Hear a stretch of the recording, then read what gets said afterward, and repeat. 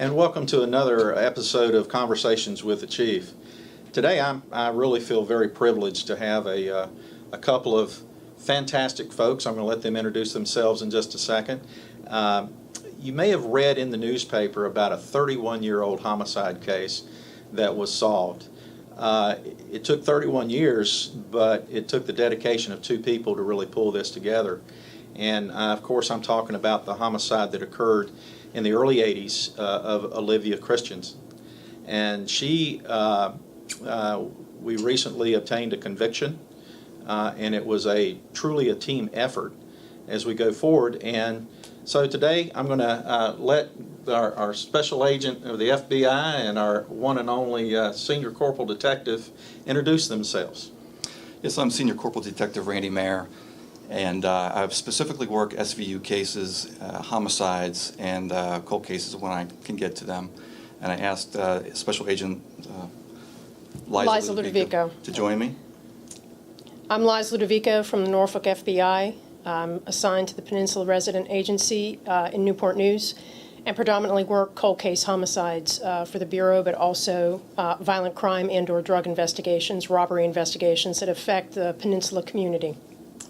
You know, having both these folks here are a great privilege because it really underscores one of the central focus parts of our mission statement at the Hampton Police Department, and that's one of partnerships. You know, this case was very frustrating for decades of police officers and investigators. It has haunted a lot of those folks into all the way into retirement, and to see this thing come to fruition is really, really important. Where I'd like to start is maybe give an overview of what the homicide was, and you know, kind of go over what happened to Olivia. Olivia Christian was a teacher back in 1981 at Captain Smith Elementary School, and it was a teacher work day. It was a Friday. School started the following Tuesday, and she failed to show up for school. The teachers were a lot of her close friends, and they contacted Olivia's father and asked if he knew where Olivia was. She didn't show for school. So later that afternoon, he drove over to Olivia's apartment on Ivy Home Road. She didn't answer the door. He used a key, entered the residence, and saw that there were signs of a struggle. Her breakfast was still on the table. He yelled out for her several times, and then located her in her bedroom, and she had been strangled to death. And so that's where the investigation started. And so began the journey. And Yeah. we won't go into a lot of the early years because of the time constraints that we have today. But let's talk a little bit about where you picked up the ball, because you were actually involved in this for a number of years and kept focus on it and working on it even on your own time. Right. I was actually looking at the 1989 unsolved murder of Teresa Howell. And while working that case, I was trying to find maybe similarities with other cases.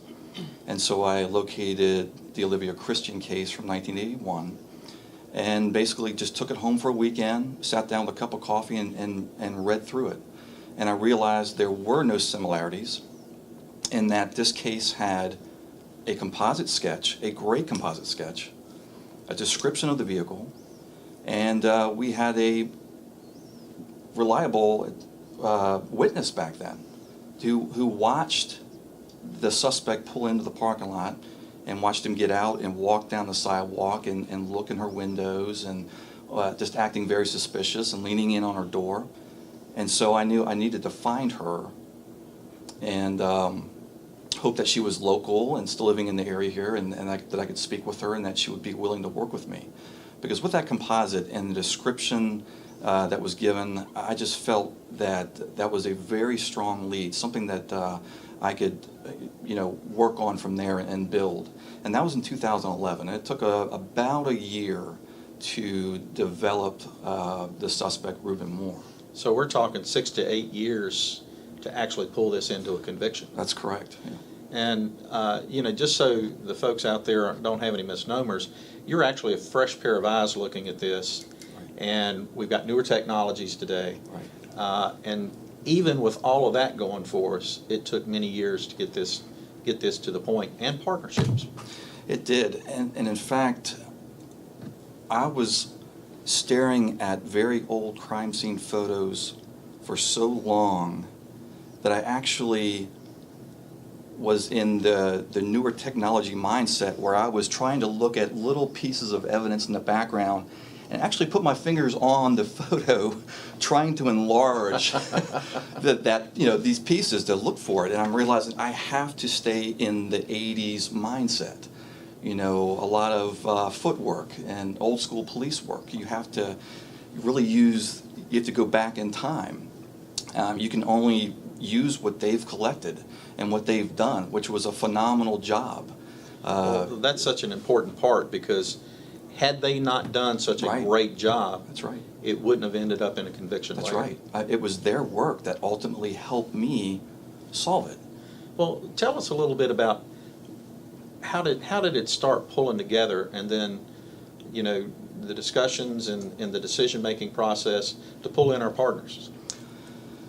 Let's see, that was several years later. I was actually working a sex trafficking case.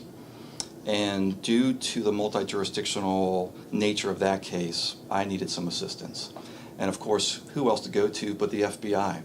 And in came my coworker here, Special Agent Ludovico, and she helped me with that case and put 2 really bad men away for a long time, involving a 13-year-old girl. And we would sit after working that case multiple times. We were sitting over lunch, and I was discussing with her this case I was looking into and all of the different hurdles I had to overcome, and she was very interested in it. And she kept asking me about the case every time we would meet, and I thought, she shows the initiative and drive that I'm looking for and that I have in the cold cases.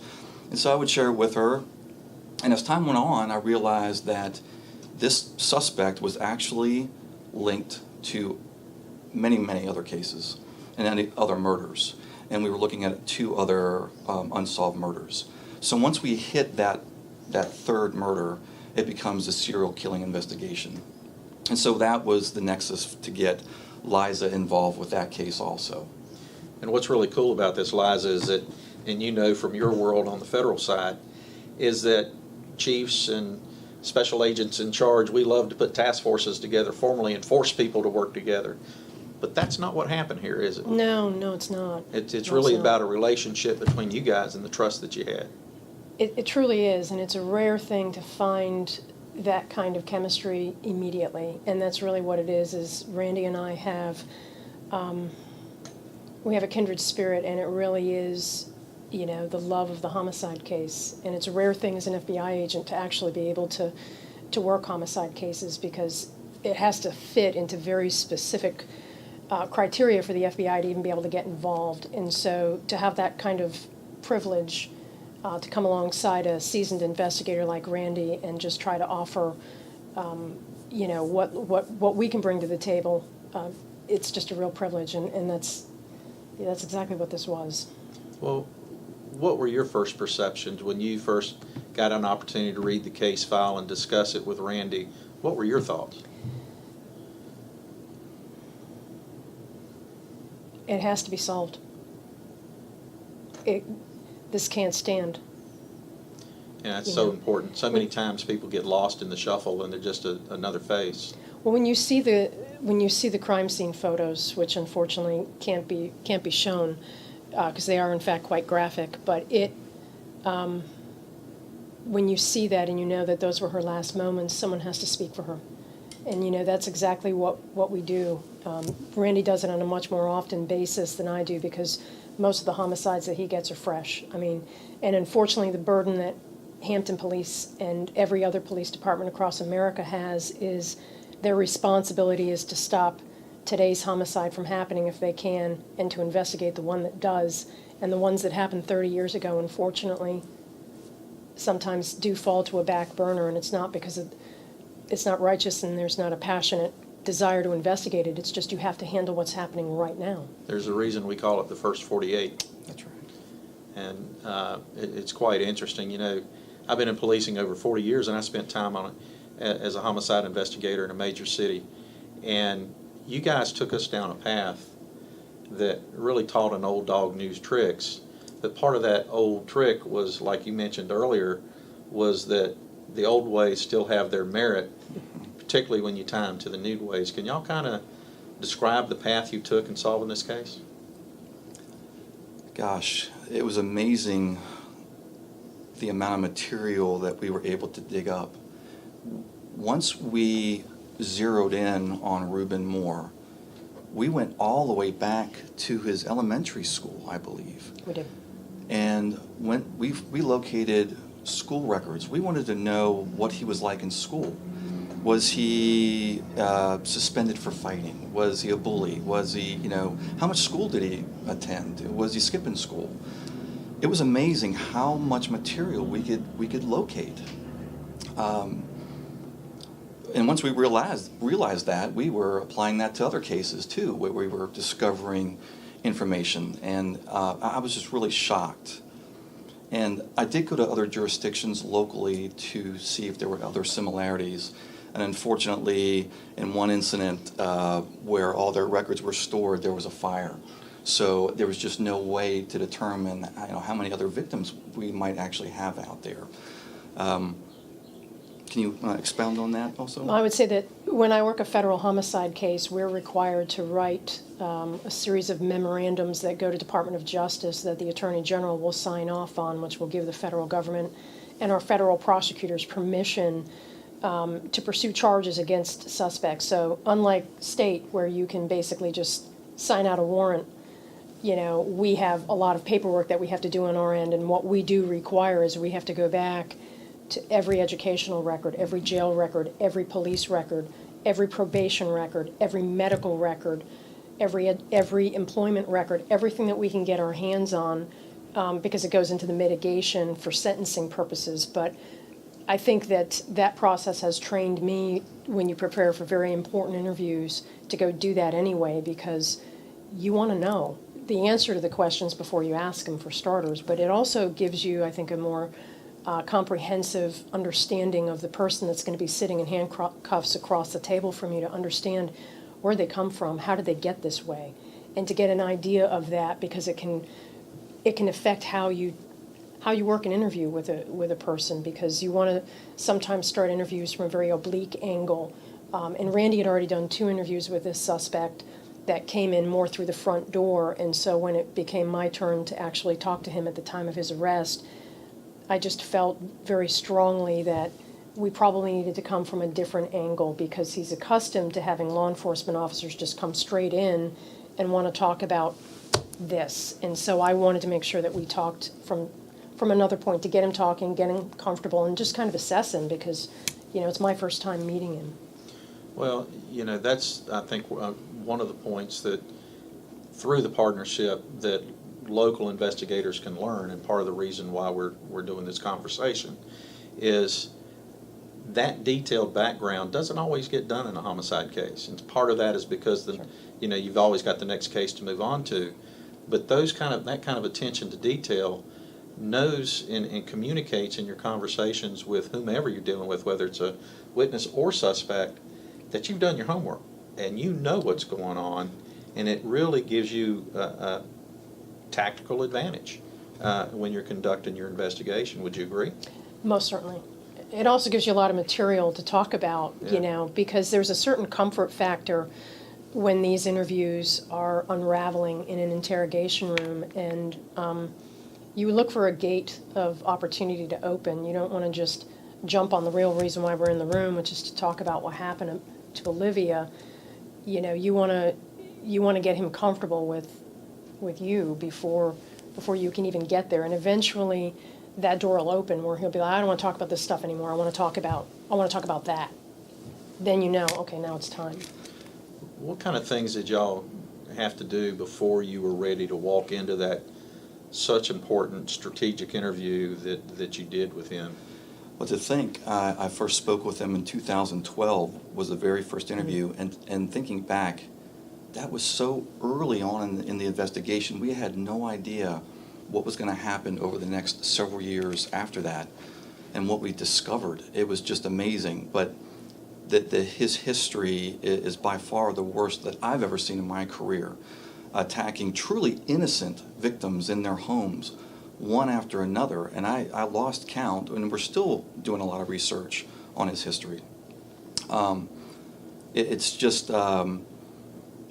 it was amazing to find, again, the information that we found on him. But also, it was a busy year for us in 2013 here with the police department. So there was a long gap where we just could not investigate it. And then, when crime slowed down a little bit, we were able to reinvestigate it. But that's where y'all's tenacity came in. Right. Oh yeah, we went full force when we could meet, and she was available, I was available. We'd meet and run with it. And but we had that time. There was no rush. We could take our time, learn Ruben more. We wanted to know him, and that's when we went to Quantico and had a conversation up there, learning. Teach us. How can we do this right? We have one opportunity to get this right. This isn't just some random shoot. This is a guy who's purposefully attacking females in their homes, one after another. We're gonna do it. We're gonna do it right, and we did it right. Yeah. I think that the other thing, the behavioral analysis component of coming up with a strategy on how do you get that conversation started is so important. But I think that the other thing that really needs to be highlighted is the fact that Randy went and did the effort in microfiche to find all those other cases that touched not only the Hampton jurisdiction but also the Newport News jurisdiction, where Ruben Moore was attacking women starting at the age of 15 years of age. And not all of the cases look the same, and so that's where part of the problem is being able to see the pattern when there isn't a pattern, but there is a pattern. And I know that's double talk, but the point of the matter is he gathered all that, and that's, where when you have someone that has the same mindset that you have, you put that package in front of them. And for me to be able to come in and look at what he gathered, to be able to say, no, we're right on the button. These are all consistent. And this man was attacking very elderly women, and then he was attacking what I would consider age-appropriate women. And that seems to be very unusual that you would have such a very wide appetite considering the victimology of who these women were. But being able to see them on the map in the same location, again, it just, if anything, it hopefully confirmed for Randy, yeah, you're right on the mark. When you see someone else come in and study your work product and literally take apart and deconstruct every single crime to be able to see, absolutely, there are similarities, so it fits, let's keep moving. And so I think that confirmation helps, and then for us to take it to the professionals at behavioral analysis to have them, again, reconfirm for both of us to be able to say, yeah. Yeah, and a lot of folks watch CSI on TV and that sort of thing, and they have the big green button, where you can press and, the DNA will pop out in 15 seconds. And the real world of policing and investigation is not that. No. And even in the TV show Criminal Minds, you don't get a big jet that comes in and, 10 or 15 folks coming in to assist you. Right. It's you two. And then you get the support and the assistance from the home office, and you get advice and counseling. Is that a fair statement? That is a fair statement. And sometimes the advice you get is good advice, and sometimes it's not, and just because they're a subject matter expert, it still has to stay true and genuine and authentic to who he is as an interviewer and who I am, because some of the advice that was given, I had to leave at the door, because ultimately I knew I was going to be the one that was going to be doing the final interview. At the end of the day, nobody knows the cases better than you two. Right. And when you're seeking advice, they're looking at it from an outside perspective. They're not living and breathing the case. Right. And so, I want to give credit where credit's due here. We all should be looking for advice and that sort of thing. But, at the end of the day, y'all came up with a plan. And it apparently has worked out.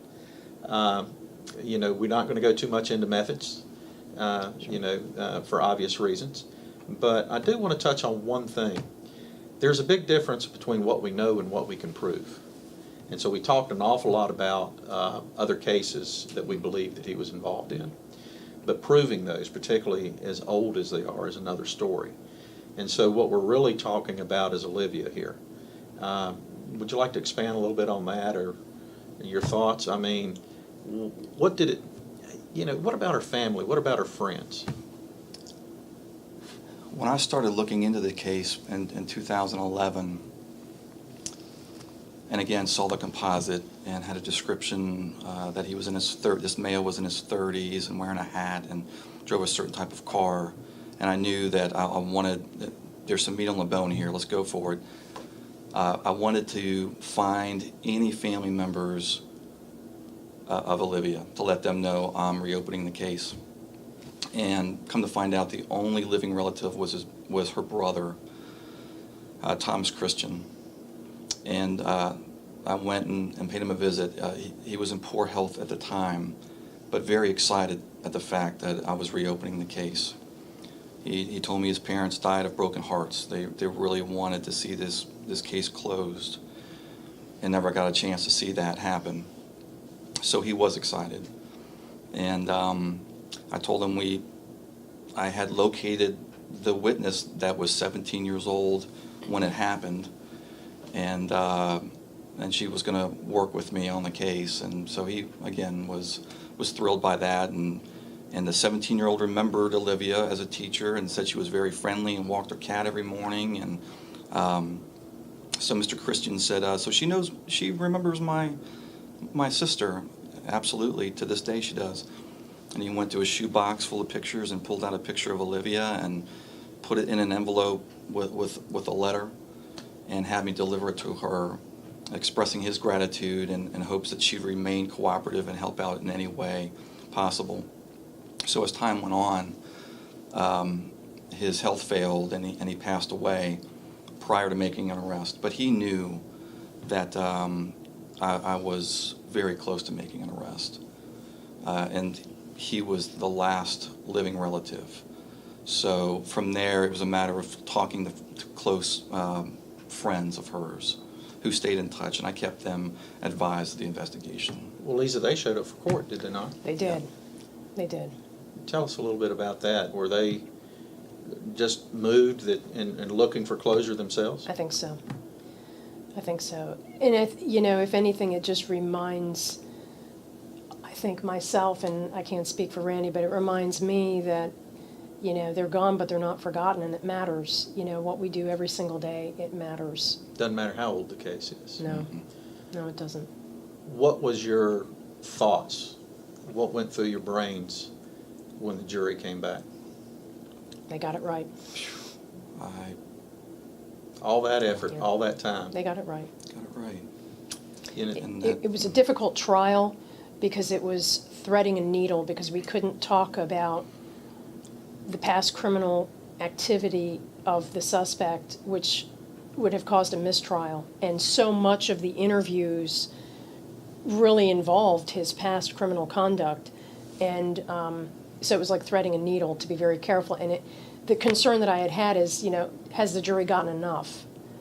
And obviously the defense team has to be very careful on how they handle Randy on cross-examination or how they handle me on cross-examination, because there's always that possibility that if they open the door, we can walk through it. We can then bring in his past criminal conduct. The problem is, making sure that we don't cause that on when it's our turn to be examined by the prosecutor, to be very careful on how we answer that question. One of the things that really impressed me about both of your professionalism, and I think a professional police department first and foremost has to care, and regardless of what level they're on, state, local, or federal levels. And there's something that you guys did after the trial that really struck my heart, that you guys were two truly caring professionals. Do you know what I'm talking about? I do. Would you mind telling me that little story? When the I know it's a little emotional. Yeah, well, when the jury came back that day, immediately we gathered the friends and some of the witnesses that were present, and the prosecutor, Phil Figuera, from the Attorney General's office, and ourselves. We all went and got flowers, and we went to Olivia's grave. And she got a double portion of flowers that day, one from the FBI and one from the AG's office, and we went to pay our respects. And one of her friends had written a song about her, and that song was played at her gravesite. And kind of another memorial service but one that truly symbolizes the closure the case brings to an awful lot of people, even though it was so long ago. You mentioned the prosecutor. What are your thoughts about him? I love that man. I love Me that too. man. Yeah, he's a Fantastic man. phenomenal man. And that was an Dave amazing Figueroa prosecutor. from the Attorney General's office. Phil Figueroa. Yep. Phil, Yep. I'm Yep. sorry. Figueroa, yep. Yep. Yeah. Well, Phil, we thank you very much for we your do. Thank you assistance on enough. this. And we're grateful to the Hampton Prosecutor's Office for allowing Phil to come in. Yeah. You know. And Chief, I have to tell you that I can't thank you enough for trusting us, trusting me, believing in the case. It started with you. I mean, if you didn't believe in us, this would not have happened. Well, let me say this. First and foremost, I want to follow up with the Commonwealth's Attorney's Office, because our partnership with Anton Bell, the Commonwealth Attorney, is second to none in my opinion. And without his collaboration, without his authorization, none of this could have happened. The second thing is, how do you turn down two professionals, particularly one who's already been working on this thing for 4 years before it was brought to my attention? Sometimes the most important thing a chief can do is get out of the way and, provide the support.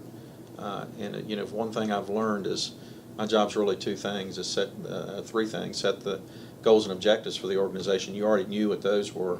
You were living those long before I got here, but tear down obstacles and provide resources. You're the best resource that could have been provided. You were already on it. It was just time for me to get out of the way, so I had literally nothing to do with this.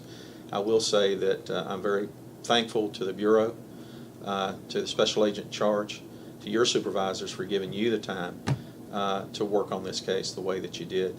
I think, as I mentioned before, we all learned from this case. Even at my level, the briefings that I was getting from you two were extraordinary, and reminded me of some old lessons, taught me a lot of new ones. It taught me about how the old and the new merged together. Looking at the old technologies, the new technologies, the old methods, the new methods. And you guys are just impressive at the end of the day. I want to thank you for a super well job done. Thank you, Chief. Thank you very much. Well, thank you, Chief. Thank you. My thanks is to Randy. And I've told you this off camera before, but it takes an incredibly special investigator to take your baby and hand it to a third party and say, take it across the finish line. And that's exactly what Randy did. Because a lot of people will put their ego first before going in and doing that kind of interrogation when the handcuffs go on, and to turn around and hand that to someone else and say you do it. That's something. And so I say to you, thank you, because like I said, it's not every day that we get this kind of invitation to come in, and it takes a big heart to be able to do that, because not a lot of investigators would. Especially when it comes to the moment where those handcuffs go on, because that's, for a lot of people, that's their victory lap. And, I know talent when I see it, so I'm not going to pass that up. Well, for Olivia, we hope she can now rest in peace. I want to thank y'all for joining us again on another conversation with the Chief. We will have more time for questions and answers at a later time, not necessarily about this case, but about any other thing that you might be interested in. So until next time, thank you for watching.